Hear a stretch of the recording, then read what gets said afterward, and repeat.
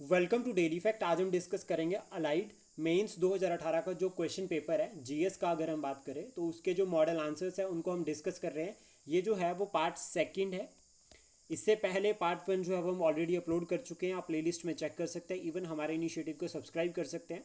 साथ में जो है वो current affair pre plus mains दोनों के लिए जो वो हमने शुरू किए हैं, और मेंस के कुछ इंपॉर्टेंट टॉपिक्स हैं उनको भी जो है वो हम डिस्कस कर रहे हैं। तो आप चेक कर सकते हैं और साथ में हमारे इनिशिएटिव को सब्सक्राइब कर सकते हैं। आज जो है वो हम 5 क्वेश्चंस और जो है वो डिस्कस करेंगे, यानी कि क्वेश्चन नंबर 6 से लेकर क्वेश्चन नंबर 10 तक जो है वो हम डिस्कस करेंगे मॉडल आंसर्स। प्लस साथ में ये भी देखेंगे कि किस तरह से जो है वो और एक्स्ट्रा कंटेंट जो है वो ऐड किया जा सकता है आंसर में।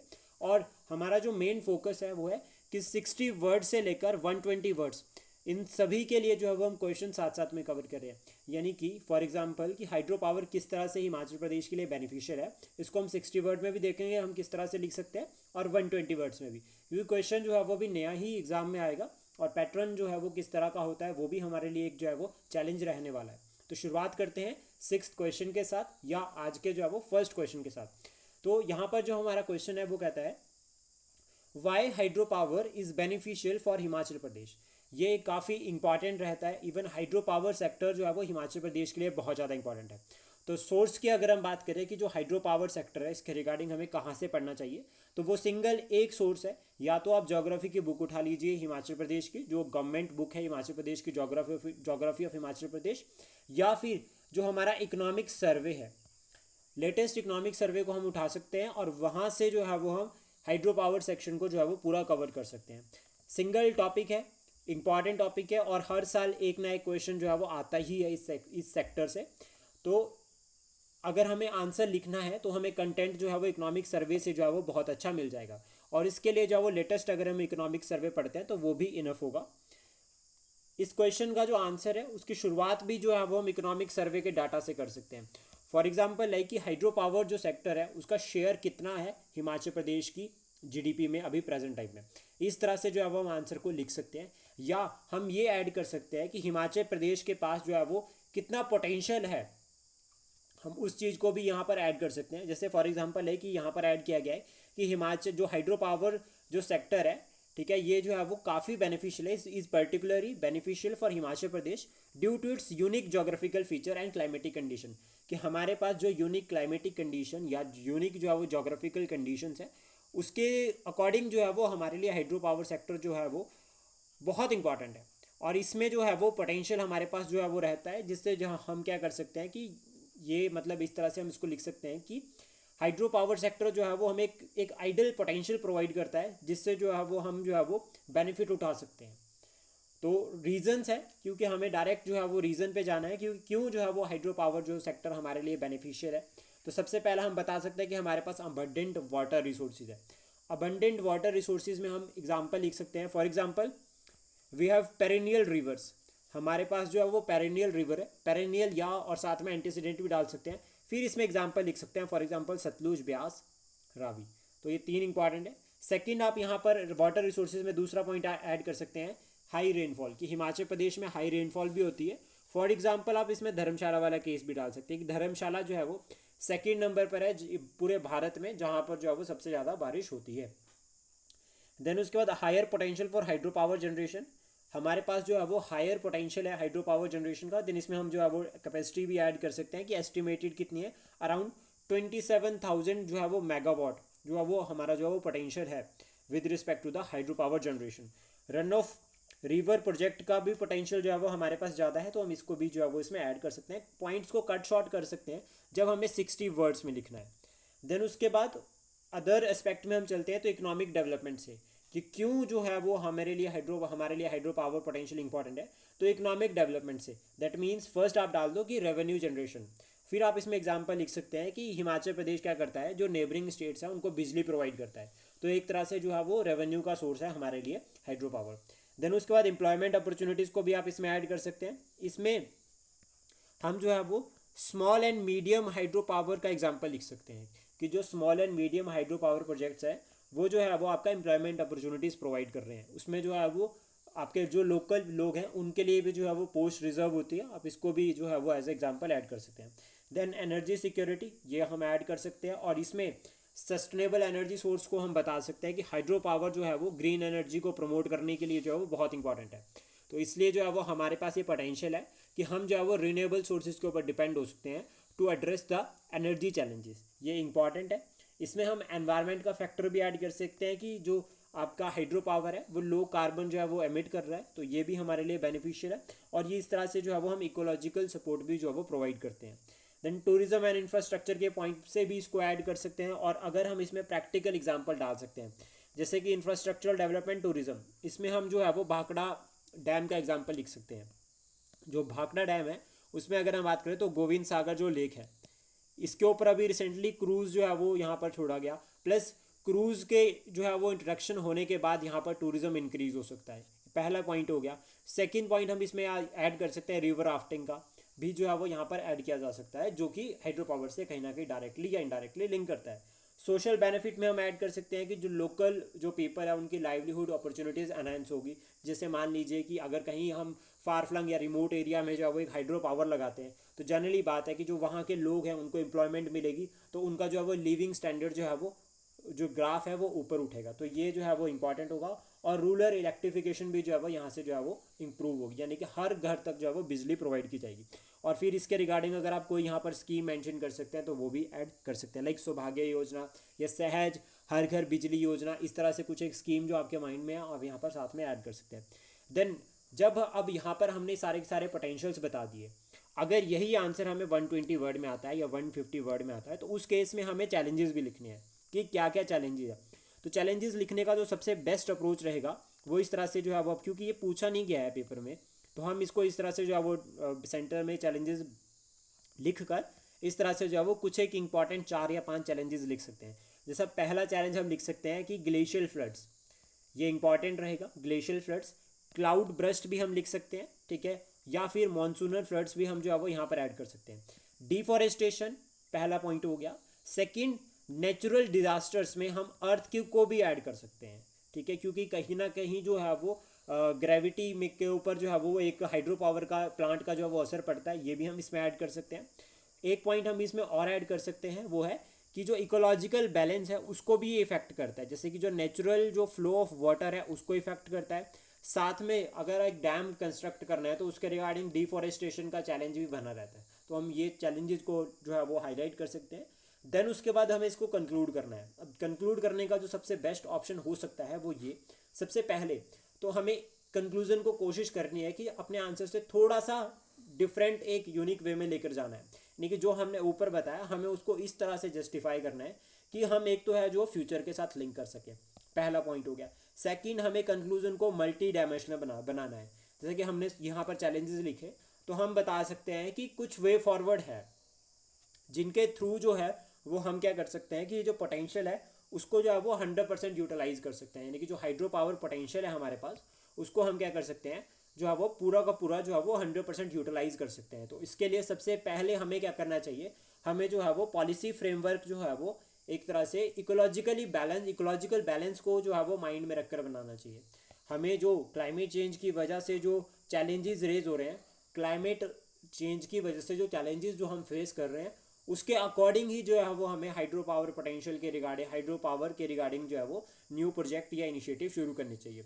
इसमें हम एक एग्जांपल ऐड कर सकते हैं कि हमें स्मॉल और जो मीडियम हाइड्रो पावर प्रोजेक्ट है उनको लगाना चाहिए, ताकि जो है वो हम एक तो इसको हम इको फ्रेंडली बना सकते हैं, क्योंकि बड़े प्रोजेक्ट पर ज़्यादा खर्चा होता है, और सेकेंडली उससे एनवायरनमेंट पर को भी काफ़ी नुकसान होता है अगर वो टूट जाए। लेकिन अगर छोटे प्रोजेक्ट हम लगाते हैं तो ये तो है, एक तो कॉस्ट इफेक्टिव होगा, सेकंड में पोटेंशियल इनके पास ज़्यादा होता है, और इससे एनवायरनमेंट पर भी के लिए भी जो है वो थोड़ा बैलेंस बना रहता है, ज़्यादा डिस्ट्रक्शन नहीं होती। तो इसको हम ऐड कर सकते हैं और साथ में कंक्लूड कर सकते हैं कि हाइड्रो पावर पोटेंशियल जो है वो फिर स्टेट की जो आपकी इकॉनमी है उसको कहीं ना कहीं रिन्यूएबल वे में जो है वो एक तरह से जो है वो डेवलप्ड स्टेट बनाने में हेल्प कर सकता है। इस तरह से हम कंक्लूड कर सकते हैं एट द एंड इस क्वेश्चन को। आई होप ये आपको क्लियर हुआ। देन उसके बाद नेक्स्ट हम बात करते हैं कि वाई वेस्टर्न एजुकेटेड इंडियंस, यहाँ पर याद रखना इस तरह से जो है वो आप क्वेश्चन पेपर में अपना जो कीवर्ड है उसको अंडरलाइन या हाईलाइट भी कर सकते हैं जब आप क्वेश्चन को पढ़ोगे। Why the western educated Indians keep themselves aloof from the revolt of 1857। तो सबसे पहले तो आप रिवोल्ट ऑफ 1857, क्योंकि हमें कीवर्ड मिल गया तो हम रिवोल्ट ऑफ 1857 से शुरू कर सकते हैं कि जो रिवोल्ट ऑफ 1857 है it is also known as first war of independence, और ब्रैकेट में आप वी डी सावरकर लिख सकते हैं। ठीक है, फिर उसके बाद was a significant uprising against the British rule, हमने एक पॉजिटिव शुरुआत कर दी। ध्यान रखना शुरुआत जो है वो नेगेटिव नहीं करनी है, आपका कंक्लूजन और आपका इंट्रोडक्शन ये दोनों हमेशा जो है वो पॉजिटिव होनी चाहिए, हमें नेगेटिव नहीं जाना है। देन उसके बाद जब हमने बता दिया कि एक सिग्निफिकेंट अपराइजिंग है, फिर आप ये बताओ कि इसमें जो है वो हर एक सेक्शन ने जो है वो पार्टिसिपेट किया, लाइक ज़मींदार, पीजेंट, आप बताओ कि ज़मींदार ने पार्टिसिपेट किया, पीजेंट ने पार्टिसिपेट किया, फार्म, ठीक है, पीजेंट या फार्मर्स हो गए। देन उसके बाद रूलर्स की अगर हम बात करें तो उन्होंने भी पार्टिसिपेट किया। इवन जो आपका मिडिल सेक्शन था लाइक अवध से या फिर अगर हम बात करें नॉर्थ इंडिया से, तो इन्होंने भी जो है वो इसमें पार्टिसिपेट किया। बट फिर आप बताओ जो, क्योंकि हमें मेन डिमांड के ऊपर जाना है, how ever one of the notable aspect, कि इसका जो है एक नोटेबल एस्पेक्ट है कि जो वेस्टर्न एजुकेटेड इंडियन है उन्होंने जो है वो अपने आप को जो है वो रिवोल्ट ऑफ 1857 से दूर रखा। अब उसके बाद सीधा चलो कि इसके रीजंस क्या हैं, क्यों जो है वो रीजंस इस तरह से अलग में लिखो और देन बताओ कि रीजंस क्यों इस तरह से जो उन्होंने किया। तो पहला रीज़न हम बता सकते हैं कि जो वेस्टर्न एजुकेटेड इंडियन थे वो कहीं ना कहीं ये मानते थे कि ब्रिटिशर्स जो है वो भारत को मॉडर्नाइज करने में हेल्प कर सकते हैं। आप इसका एग्जाम्पल लिखो, फॉर एग्जाम्पल कैसे उन्होंने जो है वो इंडिया में जो है वो यूनिवर्सिटी सिस्टम को शुरू किया ऑन द मॉडर्न लाइन, कि जैसा जो यूनिवर्सिटी सिस्टम है, जैसे फॉर एग्जांपल लिखो, एग्जांपल इसमें ऐड करो कि जैसे Bombay university, Calcutta university, Madras university, इनको बनाया और ये 1853 के एक्ट के अकॉर्डिंग बने। वेस्टर्न एजुकेशन का जो कंसेप्ट है साइंटिफिक एजुकेशन का, उसको भारत में प्रमोट किया, मासिस के लिए एजुकेशन लाए। लॉ, एजुकेशन और इंफ्रास्ट्रक्चर में जो है वो काफ़ी इंपॉर्टेंट रोल रहा। इसमें आप जो है वो ट्रेन का एग्जांपल लिख सकते हैं, फॉर एग्जांपल रेलवे भारत में इंट्रोड्यूस किया, टेलीग्राफ भारत में इंट्रोड्यूस किया, तो ये सब पॉइंट्स आप जो है वो यहाँ पर ऐड कर सकते हैं। देन उसके बाद आप सेकंड पॉइंट बता सकते हैं कि जो आपका इंडियंस थे, ये जो एजुकेटेड इंडियंस थे, ये कहीं ना कहीं इकोनॉमिकली और सोशली जो है वो वेस्ट के साथ अलाइन थे। कैसे? जैसे इकोनॉमिकली अगर हम बात करें तो ये एजुकेटेड इंडियन ब्रिटिश एडमिनिस्ट्रेशन में काम करते थे, पहला पॉइंट। ठीक है, सेकंड पॉइंट ये कि सोशल रिफॉर्म्स जो ब्रिटिश ने जो है वो इंट्रोड्यूस किए थे और एजुकेटेड इंडियंस ने उनको फेवर किया था, सोशल रिफॉर्म्स के लिए डिमांड की थी। जैसे फॉर एग्जांपल लाइक राजा राम मोहन रॉय का आप इसमें ऐड कर सकते हैं, ठीक है, दादा भाई नौरोजी का आप इसमें ऐड कर सकते हैं, गोपाल कृष्ण गोखले को आप इसमें ऐड कर सकते हैं, और ईशु चंद्र विद्यासागर, जिनका जो है वो विडो रिमैरिज में काफ़ी इंपॉर्टेंट रोल रहा। तो इनका मानना ये था कि अगर वो रिवोल्ट को सपोर्ट करेंगे तो कहीं वो अपना सोशल और इकोनॉमिक जो इंटरेस्ट है वो भी जो है वो उनके हाथ से ना चले जाए। तो ये भी इंपॉर्टेंट पॉइंट आप ऐड कर सकते हैं। देन थर्ड पॉइंट इसमें ऐड कर सकते हैं कि इनको ऐसा लगता था कि जो रिवोल्ट का नेचर है वो मिलिट्री और फ्यूडल इन नेचर है, यानी कि रिवोल्ट से अगर किसी को, अगर रिवोल्ट कामयाब भी हो जाता तो उसका जो सबसे ज़्यादा बेनिफिट होता वो फ्यूडल जो लॉर्ड्स थे उनको होता। आम जो लोग थे वो स्टिल जो है वो चैलेंजेस में फंसे रहते, क्योंकि यहाँ पर आप एग्जांपल लिख सकते हैं, फॉर एग्जांपल कि झांसी जो है वो, झांसी जो की जो रानी थी लक्ष्मीबाई, वो सिर्फ झांसी को आज़ाद करवाना चाहते, झांसी को ब्रिटिशर से छुड़वाना चाहते थे। कहीं भी जो है वो एक वेव ऑफ नेशनलिज्म जो है वो उस टाइम पे नहीं थी, हालांकि यहाँ पर हिंदू मुस्लिम यूनिटी का कंसेप्ट था। देन उसके बाद जोग्राफिकल लिमिटेशन, फिर आप ये पॉइंट बता सकते हैं कि जो रिवोल्ट था वो मेनली जो है वो आपका नॉर्दर्न इंडिया में लिमिटेड था, साउदर्न इंडिया जहाँ से एजुकेटेड इंडियन थे या बंगाल की अगर हम बात करें तो वो अनअफेक्टेड था। तो आप इस चीज़ को आप मेंशन कर सकते हैं। लास्ट में आप एक मेंशन कर सकते हैं पॉइंट कि कहीं ना कहीं एक पॉइंट इसमें कि ब्रिटिशर्स की जो डिवाइड एंड रूल पॉलिसी थी उसकी वजह से भी जो है वो एजुकेटेड इंडियंस जो है वो दूर हो गए। बट अब हमें क्या है कि ये सब तो एक तरह से नेगेटिव पॉइंट हो गए, लेकिन हमें कंक्लूड तो उसको पॉजिटिव सेंस में करना है। तो उस केस में हम ये बता सकते हैं कि ठीक है, वेस्टर्न एजुकेटेड इंडियंस जो है वो उन्होंने सपोर्ट नहीं किया रिवोल्ट ऑफ 1857 को, there is no doubt. But जो ब्रेवरी, यूनिटी और यूनिटी इन डाइवर्सिटी जो फीचर्स थे, जो सेलियंट फीचर्स थे उस रिवोल्ट के, जो एजुकेटेड इंडियंस थे उन एजुकेटेड इंडियंस ने वो जो सेलियंट फीचर्स थे उनको फेवर किया। इसमें आप एग्जांपल डाल दो वीर सावरकर का। वीर सावरकर ने जो है वो इन लेटर फेज जो है वो जो आपका रिवोल्ट ऑफ 1857 था उसको फर्स्ट वॉर ऑफ इंडिपेंडेंस का, हिंदू मुस्लिम यूनिटी का जो परफेक्ट एग्जांपल रिवोल्ट ऑफ 1857 में बना, उसको जो है वो मेंशन कर सकते हैं, उनको जो है वो हाईलाइट किया in the wave of nationalism. Second में जो वुमेन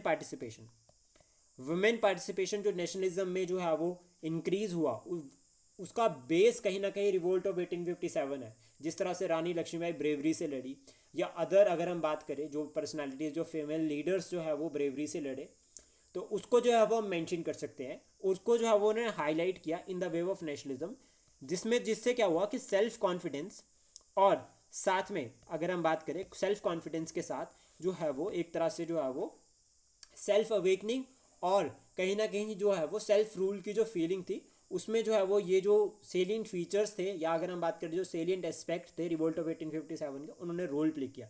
यानी कि हम क्या कर सकते हैं, एजुकेटेड इंडियंस का जो हम जो है वो कंक्लूजन में क्या कर सकते हैं कि 1857 के जो सेलियंट एस्पेक्ट है उनको मेंशन कर सकते हैं, कि बाद में जो है वो इन्होंने जो एजुकेटेड इंडियंस थे जब नेशनलिज्म के वेव को स्प्रेड करने लगे, तो उस केस में जो है वो क्या किया, जो आपका रिवोल्ट ऑफ 1857 था उसको यूज़ किया हिंदू मुस्लिम यूनिटी को प्रमोट करने के लिए, नेशनलिज्म की वेव को स्प्रेड करने के लिए, और सेल्फ अवेकनिंग के लिए।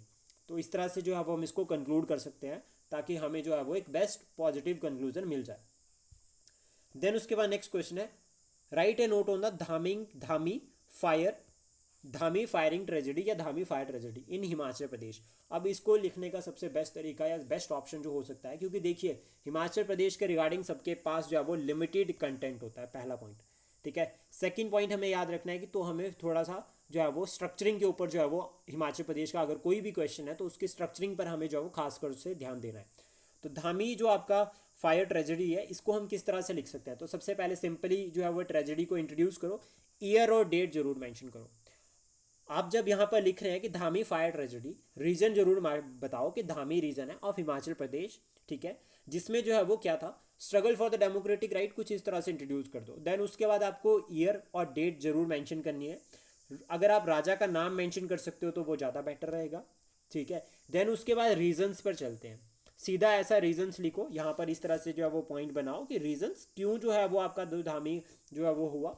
देन रीजंस में आप डिमांड्स हाईलाइट कर सकते हैं कि जो बेगार सिस्टम जो चल रहा था उसके अगेंस्ट जो है वो धामी के लोग जो है वो वॉइस रेज कर रहे थे। देन यहाँ पर डेमोक्रेटिक रिफॉर्म्स की डिमांड की जा रही थी, जो रेवेन्यू था उसको इंक्रीज कर दिया था राजा ने कहीं ना कहीं, क्योंकि इस टाइम पे सेकेंड वर्ल्ड वॉर 2 लग गई थी, तो कहीं ना कहीं खर्चा पूरा करना था, तो उस केस में रेवेन्यू बढ़ा दिया था, तो रेवेन्यू को कम करने की जो है वो यहाँ पर मांग की जा रही थी। तो इसके रिगार्डिंग फिर जब रीजंस हो गए तो देन उसके बाद गो विद द रिजल्ट या प्रभाव या मेन फेज में क्या हुआ एक्शन। तो आप बता सकते हैं कि किस तरह से जो धामी में जो मेन लीडर थे आप उनका नाम यहाँ पर मेंशन कर सकते हैं। फिर उसके बाद टू अरेस्ट, जब वो अरेस्ट हो गए तो कहीं ना कहीं लोग भड़क गए तो राजा ने भी जो है वो गोली चलाने का आदेश दे दिया।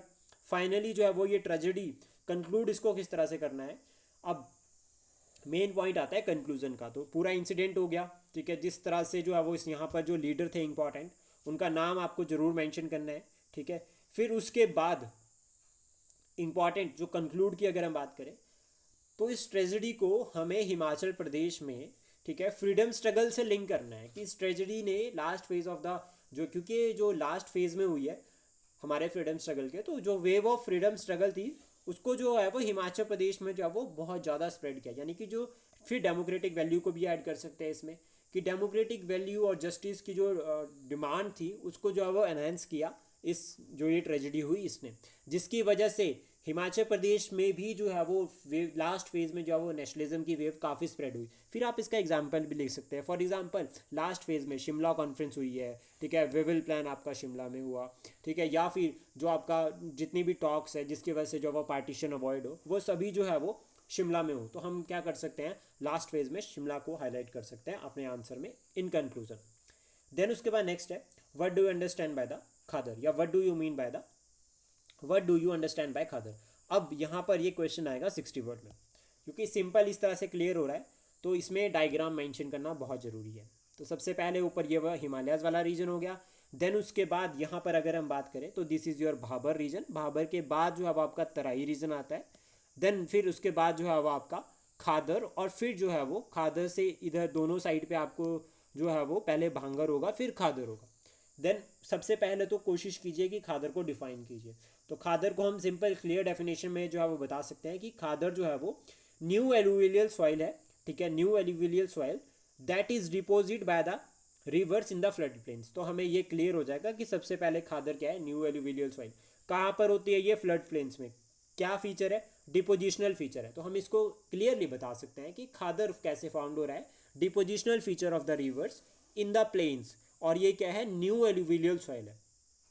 देन उसके बाद आप लोकेशन बता सकते हैं।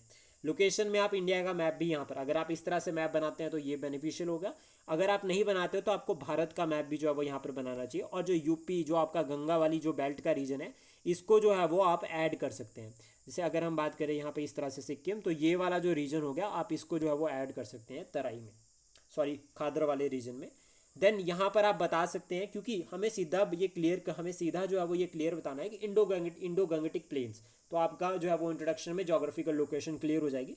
उसके बाद मेन रिवर्स आप मेंशन कर सकते हैं इसके साथ। देन उसके बाद आपको चलना है फीचर्स पर, कि खादर जो है वो उसके फीचर्स क्या है। पहले फीचर याद रखना कि fine texture and high organic content, clearly बताना है कि जो रिच है, तो यहाँ पर क्या है, फाइन टेक्सचर्ड है और जो है वो high organic content. Younger flood plains है तो एग्रीकल्चरल एक्टिविटीज़ को बहुत ज़्यादा फेवर करते हैं, ये पॉइंट हो गया। दूसरा पॉइंट आप ऐड कर सकते हैं कि younger flood plains and favoured agricultural practices. फिर सेकंड पे आप यहाँ पे थर्ड पॉइंट आप बता सकते हैं कि यहाँ पर जो है वो हर तरह की जो है वो क्रॉप ग्रो की जाती है।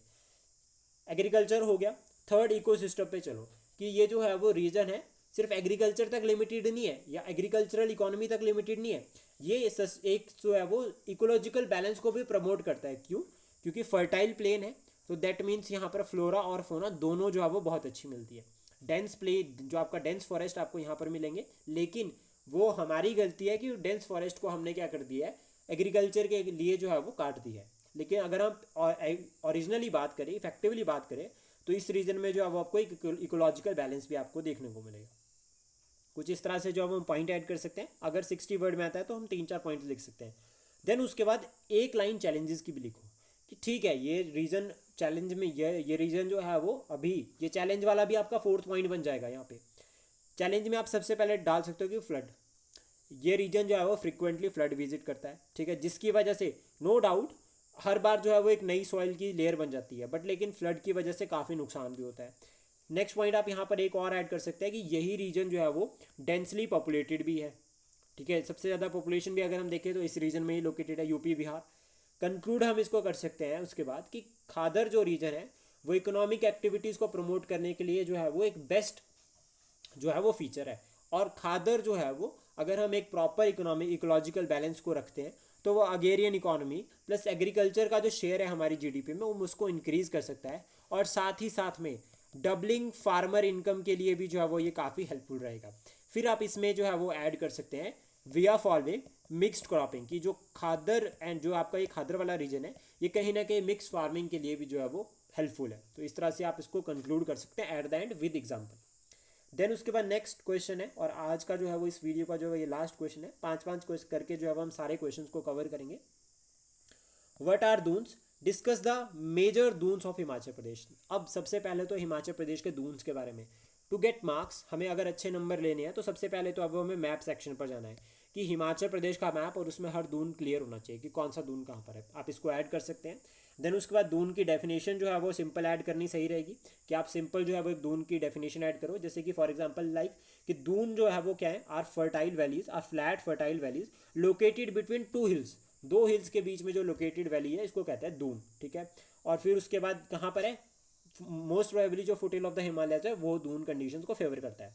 द वर्ड दून जो है वो ड्राइव होता है कहाँ से, संस्कृत वर्ड, संस्कृत जो टर्म है जिसका नाम है द्रोणी, जिसका मेन मतलब है valley, important.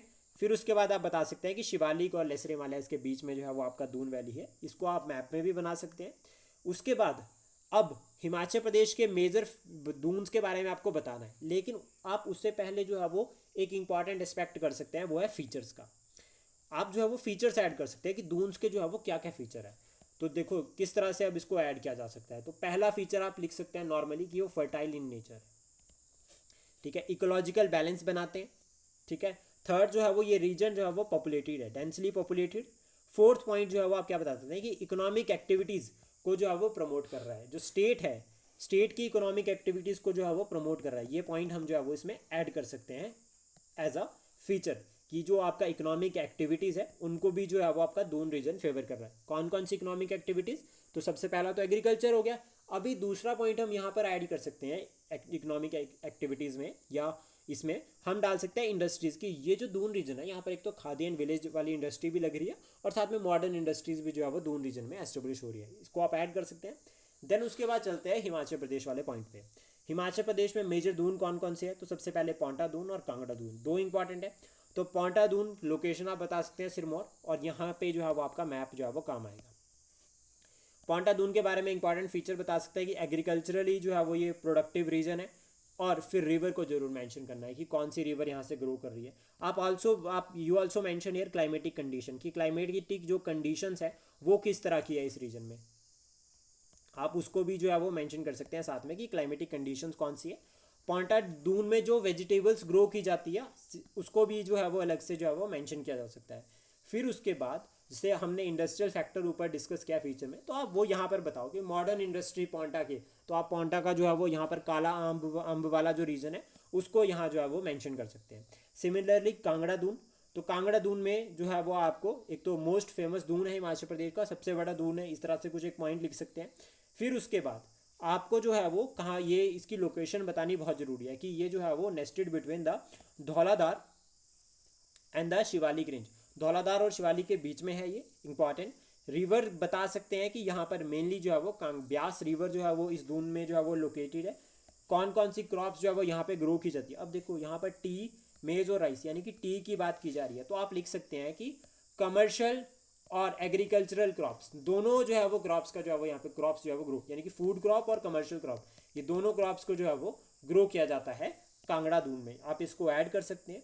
Apart from these, इसके बाद जो अदर दून्स आते हैं, देहरा दून और दूसरा है कोटखाई दून, आप इनको भी मेंशन कर सकते हैं, जो कि हॉर्टिकल्चर एक्टिविटीज़ के लिए भी फेमस है, या हॉर्टिकल्चर एक्टिविटीज़ के लिए भी फेमस है, इसको जो है वो आप ऐड कर सकते हैं। देन उसके बाद गो फॉर सिग्निफिकेंस, ठीक है, आप जो है वो डायरेक्ट सिग्निफिकेंस की तरफ चलना है कि दून्स जो है वो not only important for economic perspective but also hold ecological significance. किस तरह से बता सकते हैं? इकोलॉजिकल सिग्निफिकेंस में नेचुरल बेसिन, रेन वाटर का एग्जाम्पल हम यहाँ पर ऐड कर सकते हैं, जिसमें आप फ्लोरा और फौना दोनों को ऐड कर सकते हैं। फिर यहाँ पर आप क्या कर सकते हैं, डाइवर्सिटी को बता सकते हैं कि हमारे जो हिमाचल प्रदेश है वहाँ पर आपको एवरग्रीन से लेकर जो है वो ड्राई डेसिडियस तक के जो है वो हर तरह की वेजिटेशन मिलेगी। देन एक पॉइंट ये हो गया इकोलॉजिकल बैलेंस वाला। फिर उसके बाद चैलेंजेस बता सकते हैं कि क्या क्या चैलेंजेस है, तो एक अर्बनाइजेशन हो गया, एक डिफॉरेस्टेशन हो गया, रैपिड अर्बनाइजेशन, क्लाइमेट चेंज, एक सेकंड थर्ड पॉइंट आप इसमें ऐड कर सकते हैं, और फोर्थ पॉइंट आप डाल सकते हैं डिग्रेडेशन ऑफ रिसोर्सेज की, जो रिसोर्सेज का डिग्रेडेशन हो रहा है, इसमें आप जो है वो लैंड डिग्रेडेशन का चैलेंज डाल सकते हैं, या जो हम जो है वो सोर्सेज को इफेक्ट कर रहे हैं तो उसमें जो है वो लैंड डिग्रेडेशन को जो है वो एज एग्जाम्पल लिख सकते हैं। कंक्लूड करना है हमें, दून्स जो है, अब कंक्लूजन जो है वो पॉजिटिव होना चाहिए, हमने कहा कि कंक्लूजन जो है वो पॉजिटिव होना चाहिए, तो हम इसको कंक्लूड कर सकते हैं किस तरह से कि दून्स जो है वो बहुत इंपॉर्टेंट रोल प्ले करते हैं हिमाचल प्रदेश की एग्रीकल्चरल इकोनॉमी में। लेकिन हमें क्या करना चाहिए कि सस्टेनेबल एग्रीकल्चरल प्रैक्टिसेस को प्रमोट करना चाहिए, ताकि जो शेयर है उसको भी हम इंक्रीज करें, प्लस जो हमारा विजन है ग्रीन एनर्जी स्टेट का, कि हमें जो है वो ग्रीन एनर्जी स्टेट बनाना है 2026 तक, उसको भी जो है वो हम कलेक्टिवली जो है वो एक साथ जो है वो अचीव कर सकें। आई होप ये इनिशिएटिव आपको हेल्प करेगा एग्जाम के लिए। Thank you, please support, share and subscribe daily fact.